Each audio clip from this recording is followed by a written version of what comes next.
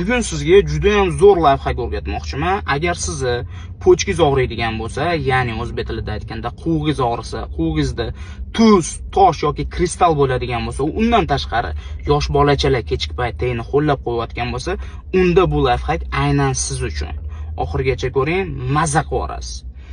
To'g'risi, meni pochkim og'rigan, juda ham ko'p lecheniya olganman. $1000, $1500 lecheniyaga pul ketgan, lekin umuman foydasi bo'lmagan. Va o'shanda bitta tabib menga mana bu ko'rsatilgan giyohni bergan. Men shu giyohni damlab ichganimda yarim soatga qolmasdan o'sha tuz, ya'ni u kristal bo'lgan o'sha vaqtda menda kristal erib tushib ketgan. Va shundan keyin umuman pochki bezovta qilmagan meni.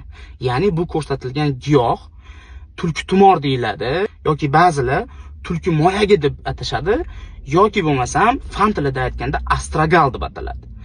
Agar shu giyohni 3 litrli bankaga issiq suvga shunday maydalab turib 5-6 tasini solib ichadigan bo'lsangiz, pochka og'rig'idan, o'sha quviq og'rig'idan umuman muammo bo'lmaydi.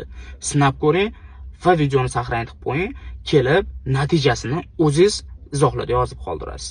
Bu videoni yosh bolasi tegini qo'llab qo'yadiganlarga yoki bo'lmasam pochkasi har doim og'rib yuradigan tanishingizga jo'natib qo'ying.